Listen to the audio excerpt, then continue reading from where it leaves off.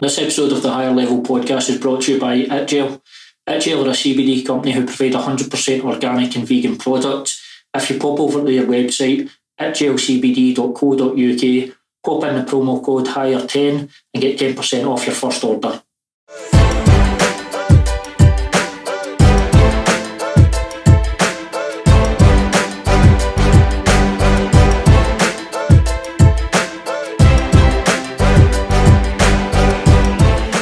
Kieran, thanks for jumping on the show tonight. Obviously, we've got a wee bit of a prediction show coming up ahead of this weekend's UFC. Before we jump into that, mate, we obviously wanted to talk to you a wee bit about, you're a busy man at the moment, you've got a lot of things going on, obviously trying to qualify for the Commonwealth Games. So I wanted to know what that process is like. What's the process been like and will be like going forward? So it's been a bit mental, obviously, because of COVID kind of knocked everything out of kilter. So basically from March 1st this year until March 1st next year, there's certain tournaments that they've identified, like the British Championships, one, the Scottish Championship, and then I think they're doing a British closed, which will only be open to kind of UK citizens. You'll need to get a top 3 position at all of them. And then the Commonwealth Championship, which you'll need to either come top half of the field or top 6, kind of whatever's harder to do. But with the competition schedule being a bit kind of expedited now, just with the pandemic and stuff, I think like pretty much every tournament's going to be considered now. So it's just any tournament you get to, try and win it and finish as high as you can. Because I've seen, is it Cameron Nicol? He's going through the same process as you as well. Is that right? So he's my main training partner pretty much through it. We're at the same weight. We're both wrestling 86 kilos, which is probably the toughest weight, to be fair. I think because all the countries in the the home nations anyway put together a long list of like people they expect to qualify, and like say like England at 74 kilos have only got 2 people, whereas at 86 they've got 11, and then Scotland have got 9 at 86 as well. So it's going to be probably the toughest weight to qualify, but it's good though, kind of sets you in good stead if you can win it this way. And for us maybe who are not familiar with the wrestling scene in the UK, who are the top guys going around at your weight and other weights at the moment in the country? It's kind of spread out, and it's hard to kind of predict all this because there's been essentially 2 years missing, and a lot of people haven't been doing a lot. But there's 86 is pretty stacked, to be fair. We've got a decent Iranian guy who's lived in Scotland for a while up here, and we've got a decent Iranian guy who lives down in Manchester. So kind of while I've not been wrestling, they've been 2 of the better guys at the weight. And we've also got another guy down in Birmingham who won a bronze medal at the last Commonwealth Games at 86 kilos, so it's pretty stacked. So it's good to have all these guys there because you need to put in the work, and if you don't put in the work, you're not going to be close to finishing anywhere you need to be. And for you as well, you mentioned there you weren't wrestling. What was it like just physically for you going from not wrestling to jumping right back into it and obviously aiming towards the Commonwealth Games? How difficult was that?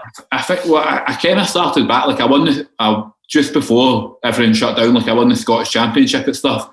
But like I wasn't really training overly hard. I was still like busy with the gym and just working too much. And then when we went into lockdown, it was actually good for me because it allowed me to kind of reprioritise and be like, why am I working so much? And kind of let my training slide. So it allowed me to totally reassess everything. And then while a lot of people weren't doing anything, I was having the gym and stuff. I was able to go to the gym. I was running every day, training. Being that me and Cammy were close and we worked together anyway, essentially we could form a bubble and we done a lot of training together. And it's pretty much allowed us to, especially me, make up a lot of ground that I had lost. Just kind of, we had a lot of stuff that helped us catch up. Yeah, I mean, obviously, as you say, with Cammy, you had the bubble. That's good that it's actually worked out in your benefit. You found a silver lining to all this somewhere. I mean, like people moan about it, like it's annoying in terms of like business and stuff, but it's been good for me training wise. Got to spend time with the family. Got to reassess. So like I can't complain too much. And in terms of just injury wise, physically, because obviously we hear anytime where I'm speaking to MMA fighters or you hear interviews, wrestling's always looked at, and James, you can comment on this, wrestling's looked at as one of the, if not the toughest aspect of the sport in terms of how physically demanding it is in the body. How's the body feeling physically? All okay at the moment? Like I think it's different for me. See, since I've been doing it since I was like 6 years old, like I just think my body's pretty much used to it by now. Like James knows me. Like I never warm up either. I've never warmed up my whole life. Like I'll sit next to a radiator, then just jump into training and be fine. So I think my body's just accustomed to it. And kind of over the last 6-7 months as well, like I've tightened up my nutrition. I'm working with a Fuel for Performance guy, so like it's not even about like working with them to make weight. I'm working so like I'm fueled for every training session. My nutrition's on point. That I've got the energy, which is also going to help me stave off injuries. And I've got a new strength and conditioning coach, which like we're just making sure I'm kind of strong in every range of movement, and I've got less likelihood of getting injured as well. And James, you can come in that as well. Obviously, coaching MMA, you've seen wrestling classes. Is wrestling the most demanding part in mixed martial arts on the body? It's usually the first thing. Once we start getting closer to a fight, it's the first thing we take out. Usually if somebody's going to get injured like 2 weeks before a fight or something, the wrestling goes, we'll still have them rolling and hitting a wee bit, but Kieran kind of knocked it on the head. His body is so accustomed to wrestling, he's been doing it since he was a kid, so his body adapts to that completely different for guys who've maybe only been doing it 2 or 3 years.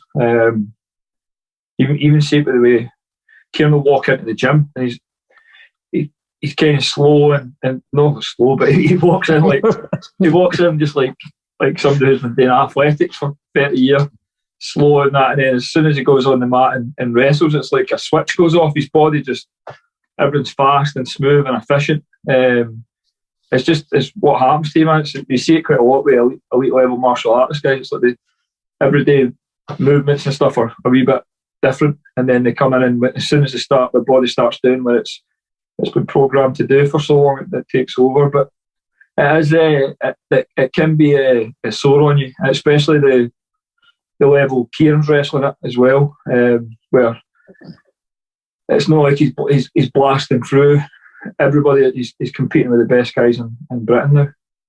And it's one of these ones, I think like jiu-jitsu and stuff, you can get away with, like if you're going with like bigger guys, you can kind of go a bit flowier and you don't feel the weight. But like when I'm training with the guys that are like 104, 105 kilos at the minute, like if you're wrestling with them, there's no hiding place. Like you're having to shift a big frame, and the guys are trying hard against me. So like I think that's how a lot of people pick up injuries as well, because like if there's a bit of a size difference in wrestling, that's where you really feel it. Whereas like even jiu-jitsu and striking to a certain extent, like you can steal breaks, whereas wrestling is sort of predicated on size and strength. I think that comes into play a little bit as well. Brilliant. So, and has it been good for you as well, having the Commonwealth Games and qualifying for that? Has it been a good motivating factor in getting you going again? See, to be fair, like when I did my first tournament back, I only really did it to get cami wrestling. Like I was like, if you wrestle, I'll wrestle. Like I wasn't even really thinking about it. And I don't think it was really until lockdown hit, and I was like, I don't want like Sonny and Goldie to grow up and be like, why didn't you try and do certain stuff that you could have?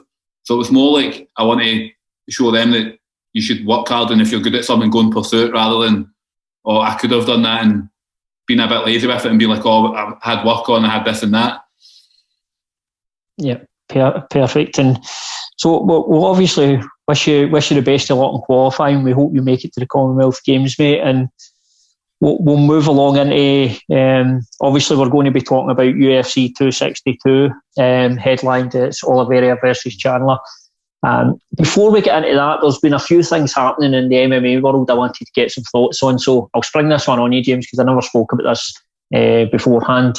So Diego Sanchez, there has been a lot of things released, so I'll just run through the timeline of what's happened. Obviously he's scheduled to fight Donald Cerrone. His coach, Joshua Faber, decides to try and get all his medical records, which ultimately then leads to him being cut from the UFC. And then we get some videos released, obviously, him dealing with the guys doing commentary. And the one video I wanted to get both your opinions on is the one with Diego hanging upside down.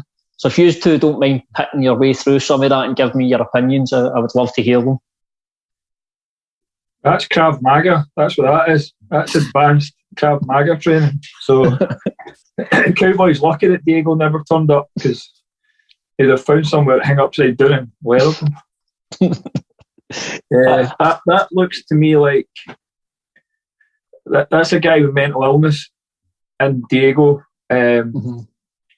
probably due to fighting and the way he fights, and somebody's completely taken advantage of him to the point where it's abusive.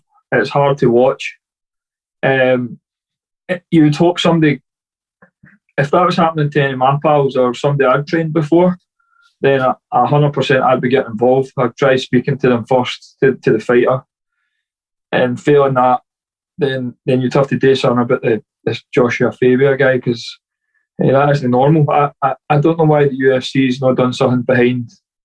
Didn't have to do it in front of the media or anything, but they should be offering that guy help, Diego, and something. But there's something not right there. It's almost like some kind of cult leader thing, taking advantage of a guy who's seems to be in a place where he's easy to be taken advantage of, and it's sad. It's not nice to see. Like, Diego Sanchez was absolutely frightening. At points in his career, he was absolutely brilliant. Even as recent as when Marcin Held went over at the UFC and Sanchez turned him on his head grappling, which isn't easy to do. And just seeing what he's become, it's horrific. It reminds me a lot of seeing late footage of Muhammad Ali with the Parkinson's getting to him and stuff. And every time you see him speak or stuff now, it's just a reminder that the sport is absolutely can take everything from you. And on top of that, you've got this character's appeared out of nowhere, and he's fucking putting him through all that. If that was happening to somebody I know, I'd maybe be going and having a word with Joshua Fabian. I know I get another coach for Jackson's beat him up in a nightclub or a pub. We actually found out about that off of Lando Vanata mind after the episode when he was on here. We said off camera that had happened.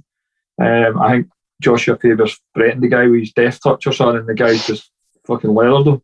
But I would like to see Sanchez getting some help, and I think, to be honest, the UFC should be accountable for it a little bit, because he's in that state because of what he's put himself through for them. Yeah, absolutely. It is sad to see. It's sad to see from Diego's point of view, and then when you see Joshua Fabian and just some of the stuff like getting involved at the fighters meeting and stuff like that. I mean, you're a coach. When you see another coach, let's say, and he steps in and gets involved like that, you can't imagine many coaches would do that. Not many coaches worth their salt anyway. And I use the term coach very loosely, by the way. It's Kieran can probably tell you this as well, but see the amount of people like that guy that you'll encounter through martial arts, especially kind of the business side of MMA. I've noticed whether it's coaches, managers, agents, nutritionists, strength and conditioning. There's so many of them, just delusional fantasists, and we get it all the time in here, like all the time. I can list names of guys that are approaching our fighters, promising them this, that, and the next thing, and then you look into what they're up to, and they're absolute just con men or just chancers living some mad reality in their head. But there's more guys like that in martial arts than what you think. Martial arts tends to attract weirdos, if we're honest, and that's kind of what that guy is. But it's something has to be done about it. Like the UFC's got this multi-million-pound performance institute that's designed for taking care of the healthy people, every aspect of the health. They deal with everything there. But then as soon as something happens outside it, they leave guys to it. Where I know in boxing there's organisations by fighters that look after ex-boxers and stuff like that, try and help them with mental health issues, money issues and stuff. And the UFC should, I know they can't do it for everybody, but for what Diego Sanchez has done for that company, they should be offering them some kind of help, even if it's putting them in like a priory or something like that for a wee bit of time, just to see if they can fix stuff. But it's just a fucking weird situation. But he's not the first kind of con man, nut job that's came into MMA like that and been high profile, and he'll definitely not be the last. As James is saying there, Kieran, a lot of characters like that in the sport. I'm assuming you've encountered some throughout your time in mixed martial arts. I mean, as James said, martial arts seems to attract weirdos. But even if you look at like Ido Portal cutting about with McGregor before like certain fights, cutting about doing their animal flow movements or whatever, and then there's a big craze into like doing that sort of stuff. Like, that guy was a charlatan as well. He essentially just tried to monetize stretching.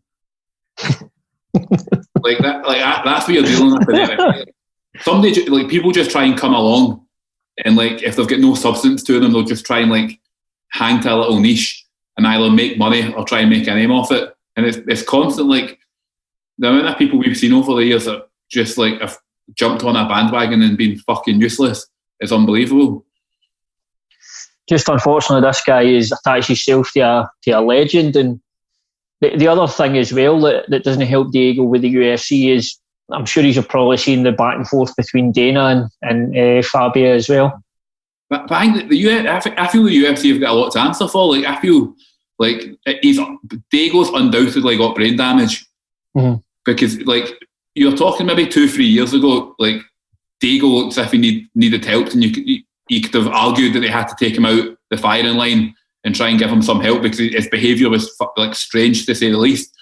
Even look at the weekend, them throwing Cowboys thrown into another fight and getting knocked out. Like, they've got a habit of keeping fighters around too long, giving them the newer guys, and then just kind of leaving them.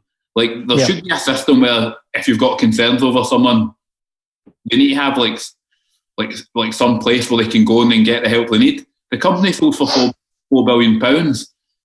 And if you read the article about like Spencer Fisher put out recently, his interview, like the problem you've got, like the UFC need to do more of the amount of money they're making. Is the problem then for the business point of view, they're obviously not looking at fighters' health, but what they're looking at is a fighter's profile and his name, an established fighter who's been in the game for a long time, and then they're just using him as a way to build up another fighter, because that seems to be what happens to guys at the end of their career. They're then just used to start building the next generation of guys coming through with little thought to their health and stuff like that. That's what they do. Look at them. Like, how many fighters the UFC have been out on top? Maybe apart from Khabib and GSP. Like, look at all the legends: Anderson Silva, Chuck Liddell, Randy Couture. They've all been like 3 or 4 knockouts and then kind of disposed of. But the UFC should do something like morally. But again, they're a business that they've got no obligation to. You're really looking for the people around these guys in the management and their gym to try and get around them and do something. Although the UFC should have some kind of conscience on it. Yeah, and for a coach's point of view, I don't know if you've been in this situation before, James, but if you're the coach of a guy, let's say, like, obviously not Diego, maybe like a guy that's come to the end of his career, how difficult a conversation is it for a coach to have with a fighter? It can be problematic. I've done it a couple of times now, but you just kind of have to make them see the bigger picture. Fortunately for me, with the two main pro guys that I've had to do it with, they were in agreement with me. They were aware of it.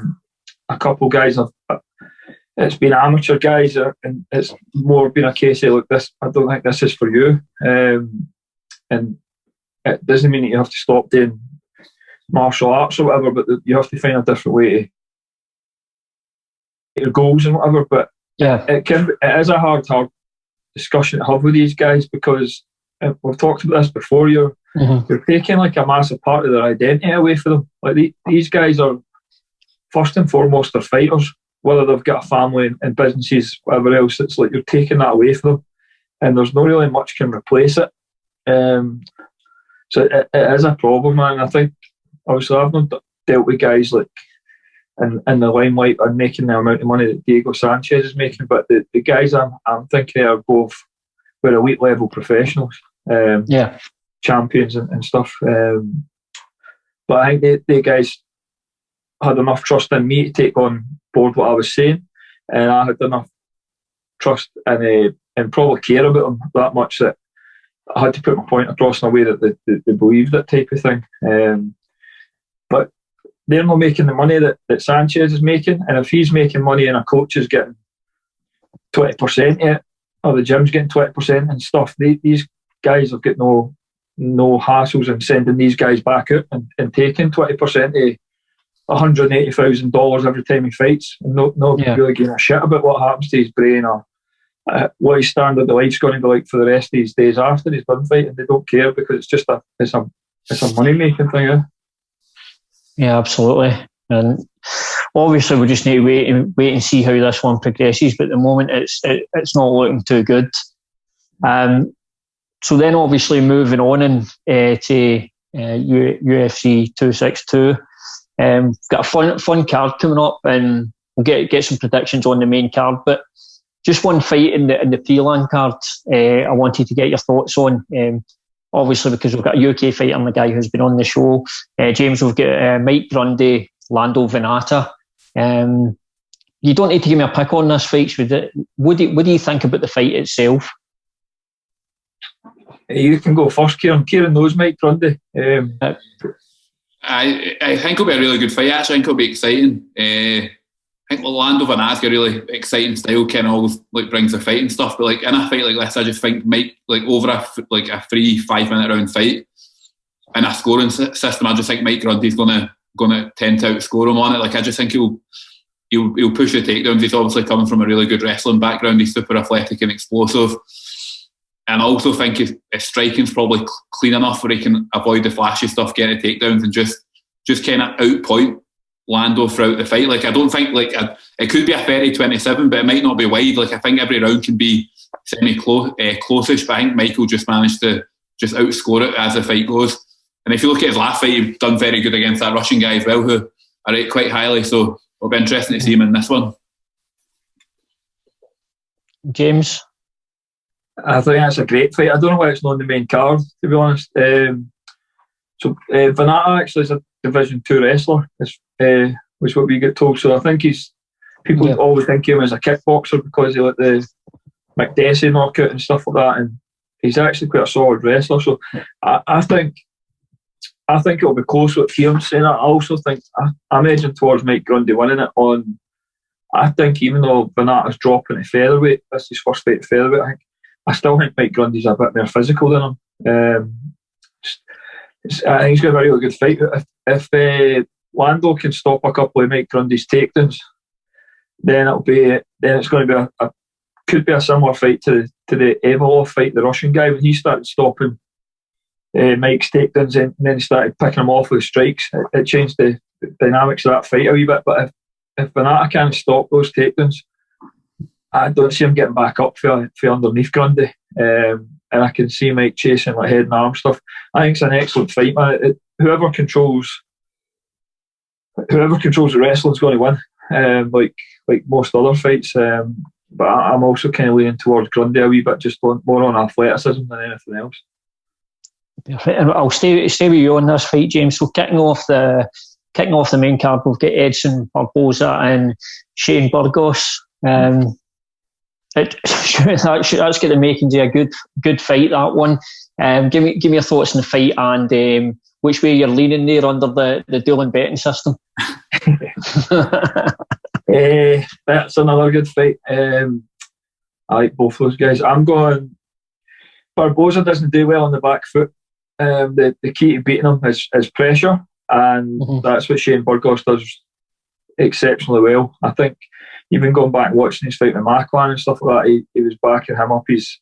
And Calvin Kattar as well, he backed him up in long spells. So I think when you've got a guy who's the way to beat Barboza is similar to Anthony Pettis. If you back him up, he's no good going backwards. Burgos can get the job done. He needs to watch. He doesn't run on to anything, similar to what happened with Beneil Dariush when he fought Barboza. He was 2.5 rounds ahead of him, just keeping him on the back foot pressure, and then he ran onto that flying knee. But I think it's there for Burgos to win with the pressure, unless Barboza's changed anything at American Top Team and learned how to fight better on the back foot or to pressure enough that it can keep Burgos off. And to be honest, you don't really go to American Top Team and your game changes. So I'm going to go with Shane Burgos. But again, I wouldn't be surprised if Barboza gets a finish, maybe with a body kick or something. Kieran, for you? I feel James is still answer there. I think like the game plan is out there and open how to beat Barboza. If you get him in the back foot, he doesn't look as good. If you stand off him, he'll look incredible and tee off on you, and all the stuff's going to look really good. Burgos is a good come forward pressure fighter, so I'd imagine looking at all his fights and just the way his fight style is anyway, he's going to look to back Barboza up and put it on him a wee bit. So I'll be going Burgos just on kind of stylistically. I just think the fight suits him really well. Perfect. And stay with you on this one, Kieran. We've got Katlyn Chookagian, I always mess up her name, and Viviane Arano. I don't know much about the other girl, to be fair. Just I've had a little look at her record. Chookagian's a decent fighter as well. She comes out at a pretty good camp. She has a couple of decent names on her record. So just from not knowing much and looking at the records, I'm going to go with Chookagian just on her body of work, the win she's got, and she comes from a pretty good team. And I go with her on this one. And James? I'm also going with Chookagian, probably close points win. I didn't like watching her fight. I think she's boring, man. She just does enough moving and picking shots. What annoys me about her is her husband is Gregor Gillespie's wrestling coach. Aye, by the way, what a wrestler he is, by the way, really good. And she's a brown belt in jiu-jitsu under John Danaher. And she still goes out there and boxes, throwing jabs and slappy kicks on the back foot for 15 minutes. And decisions girls because she's landed a couple more strikes on them without hurting them. I'm going to go with Chookagian, but I'll probably go make a cup of tea when that fight's on. Would you be more interested if she started using that wrestling and getting down and showing off her jiu-jitsu? Aye, definitely. Well, you don't get a brown belt under John Danaher easy. Like in Gordon Ryan and Gary Tonin and that always, when she's fighting, they always message saying they're watching it. I want to see some of that jiu-jitsu getting used. Like, none of those girls are using jiu-jitsu like that. Apart from Mackenzie Dern, maybe. That gym, that's a super high-level wrestling gym as well. Aye, why are you not wrestling? Like, you've got access to this. That guy's wrestling, like Kieran said, is phenomenal, and he's a brilliant coach. Why don't you try wrestling a wee bit? Just to mix it up. But she'll win on points, man. She's got an acid in it. She's one of the girls that will she'll outpoint just about everybody in the division, but she'll never beat Shevchenko, much like some of the rest of that division, to be honest. Brilliant. And again, we'll just keep with the theme and stay on with you, James. We've got Rogerio, Bontourin and Matt Schnell on after that. First of all, what do you think of that fight's inclusion on the main card, and we see like a Grundy and Vanata on the prelims? Is Grundy and Vanata as the featured prelim? No, they're not. It's Munoz and Jacare Souza. Andre Munoz and Jacare Souza, which is why I was using that one as the example, because it's not, you get it when it's a featured one because it's a build up to the main. Yeah, and it's a pay-per-view as well, isn't it? So yeah, and obviously Bontourin coming off 2 losses and Schnell's coming off 1 win. Yeah, that fight, some of the fight placements for the UFC, there's no logic behind it. Like even the Chookagian fight, really shouldn't have gone on the main card, to be honest. But Lando and Mike Grundy's a brilliant fight, a good fight, especially Vanata coming down for featherweight. I would have had that in the main card ahead of Max Schnell. I don't know too much about the other guy too much, but I'll probably edge towards Max Schnell. He's fun to watch, at least I know that. But Christ knows. Yeah, well, Bontourin's coming off of 2 losses. It is against Ray Borgen and Kai Kara France. So he's coming into this off the back of those 2 losses. And Kieran, for you? I blame that wee Sean Shelby. He's just wanting bantamweights in the main card because he's a wee small guy. I'm not happy with this card placement. There's much better fights than undercard. I don't know much about the other guy. That Schnell, I've seen him fight a couple of times. He's kind of decent fighter. He's got a couple of good wins. I've just got to go with him, just judging on kind of what he's done and who he's beat. But I really don't know much about the 2 of them. Like, I don't know why you wouldn't have Grundy and Lando on the main card, or even Jacare, who's at least a name. Yeah, absolutely. And but leading into the next fight, the co-main event, we've got Beneil Dariush and Tony Ferguson. Beneil Dariush is probably he's a very, very underrated fighter, not by other fighters, but in terms of the fans, because he's not a media presence, he doesn't do a lot. But Beneil Dariush is on a tear. He's a fantastic fighter, and obviously Tony Ferguson, he's had a difficult time recently, and this is no easy task for Tony coming into this fight. How do you see this one going, and where are you leaning towards in this one? I'll go first. I love this fight. Like, Dariush is probably one of my favourite fighters. Actually, I feel he's been underrated for years, and I can't believe it. More people kind of don't rate him. I feel he's been really good everywhere. His striking's crisp, it's clean. Everyone's kind of technically proficient, and as we know, he's a really good grappler when he gets on top of you. Where I find this one a hard one is, even when Tony was on a roll winning, I was never a big fan of him, because I just thought there were so many technical deficiencies there, and he would always get through by being a bit mental and tough in game. So like, I probably lean towards overrating Dariush, and I've always underrated Tony. But I think at this point in their career, Dariush seems to have picked up a bit of a head of steam. And Tony, he's been in a lot of wars, he's getting a bit long in the tooth. Yep. I don't know how I would pick how he's going to win it, but I fancy Dariush to win this one. And James, for you in this fight, obviously Dariush he's great everywhere. His stand-ups improve so much. His grappling's great, and he's coming off some big wins. And obviously with Tony, it seems like he's taking a backward step, or recently due to obviously damage in a long career. Do you see this as being Dariush's moment in this one? I think so, man. I'm biased towards Dariush. He's also one of my favourite fighters, and he has been for a while. I was fortunate enough to hang about him in Singapore for a bit. I think if it had been 2 or 3 years ago, it would have been a different fight. But I think right now, the punishment that Tony's took, and he looks like he's slowed down physically.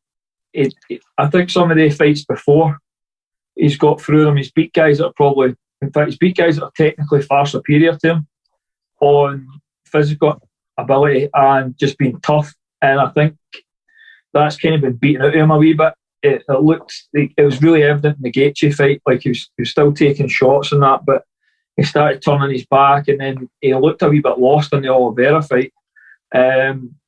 I see Dariush doing exactly what Oliveira done and getting on top of Tony, and Tony's jiu-jitsu not being able to work against his. I think Dariush does get hit up. Like, I'm like a massive fan of his, but his defence on his feet isn't the best. He's always getting dinged, but he's very resilient. He'll take it and he'll throw back harder. Like a lot of the King's MMA guys are similar, to be honest.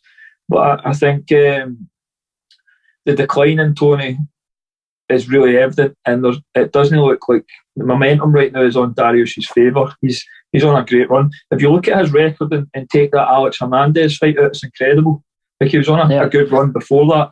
Took the Hernandez fight short notice, got beat, and then went away, and now he's on this run again. If that fight never happened, it'd be on like one of the best runs in lightweight history. I'm going to go with Dariush. I think he might stop him, but I'm more inclined to think he's going to get the fight on the ground, and Tony's going to struggle. I also like picking against Tony just to annoy Callum and Mop, because they're 10th Planet diehards.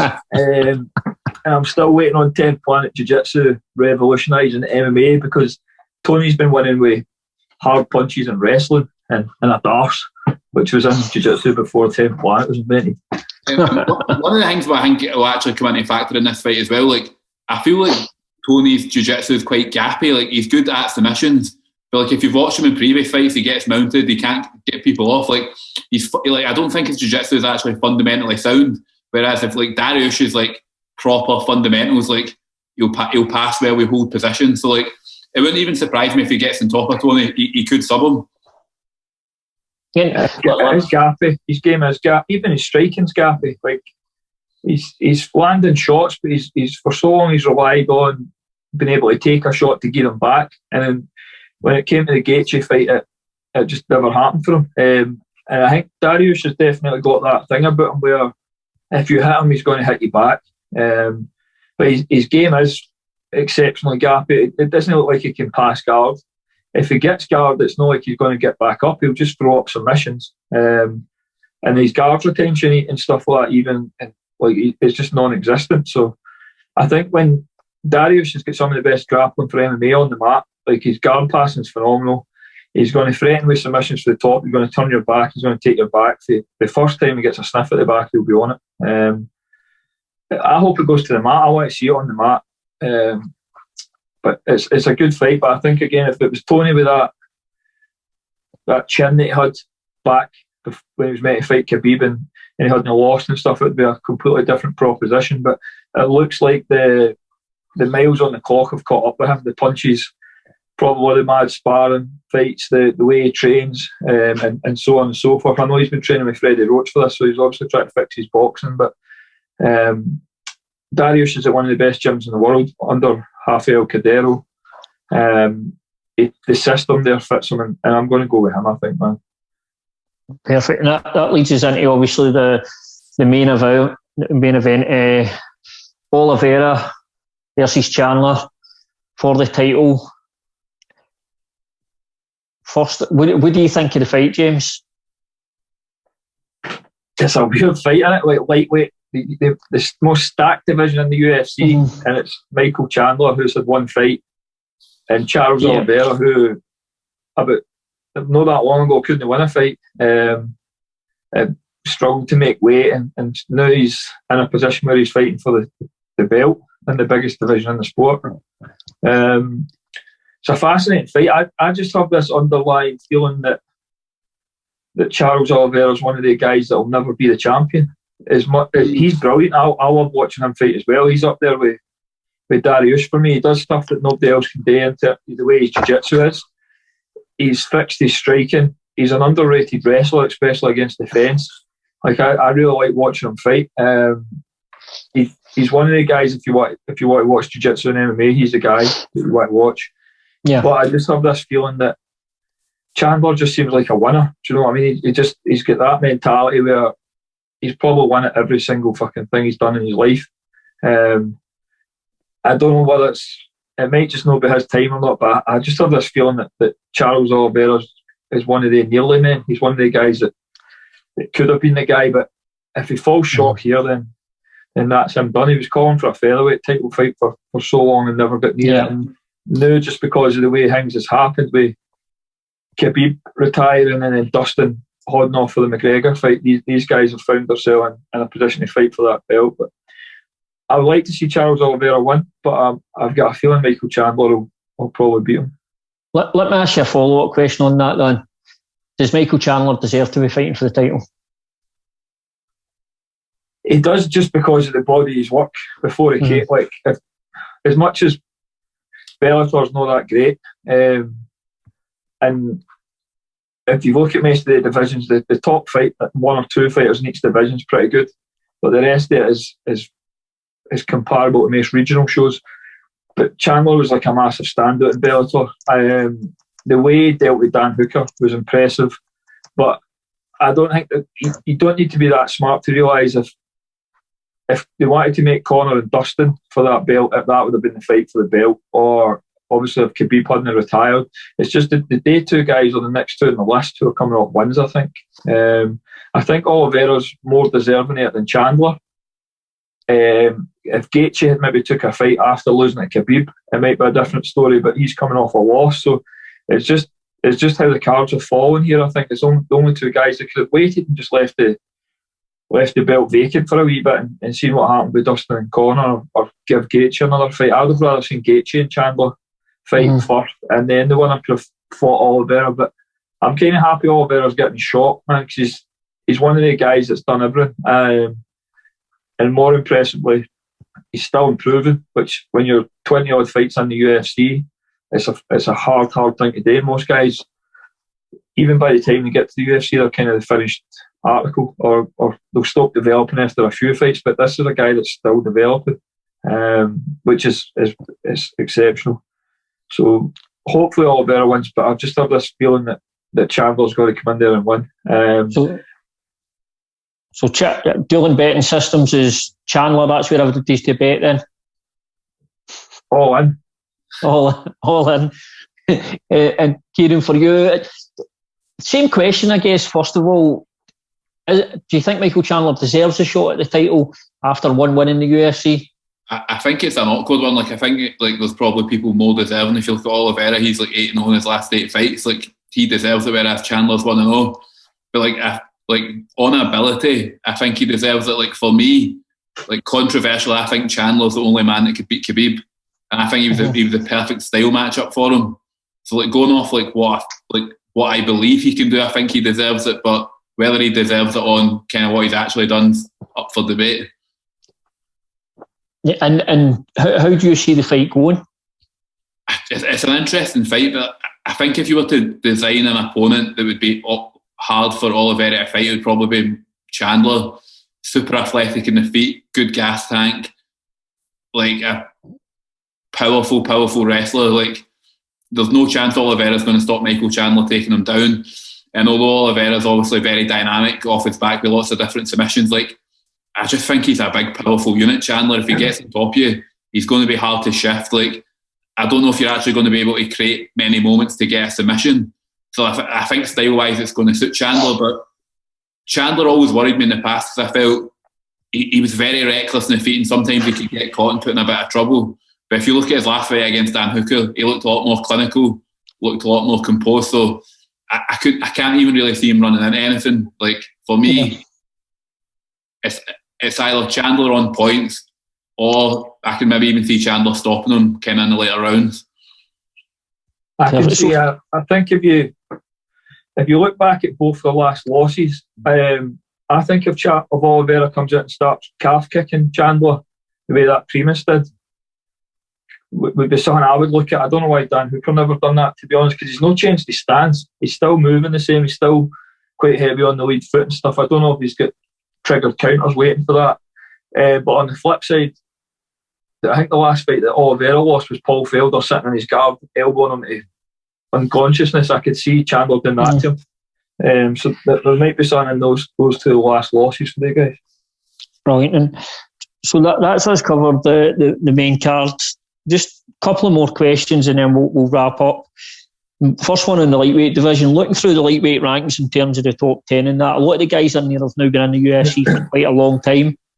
Is the men's lightweight division still the most exciting division in the UFC? I think it has to be, man. Aye. Even if you look at the fight of the weekend there, Gregor Gillespie and Ferreira, lightweight again. I don't even know where the guys are in the rankings. There's just so many. It's the depth of the division. Like the top 40 in that division matched up against each other are phenomenal fights. It's the situation with the champion retiring and stuff like that. It's obviously opened stuff up. Like it would have been easier for that division if Khabib had stayed and been a dominant champion the way certain other champions have been. But there's just so many good, well-rounded MMA guys in that division. There's some of the other divisions are catching up, but men's bantamweight and featherweight are brilliant and stuff like that. And then that Yuri guy at light heavyweight looks like he's going to shake that division up a wee bit. But it's like standout guys in some of the divisions where again at the weekend there, Gregor Gillespie and that Diego Ferreira weren't even ranked in the top 10, and the fight was absolutely frightening. And you would pick, they guys would have good fights with anybody in the top 10 as well.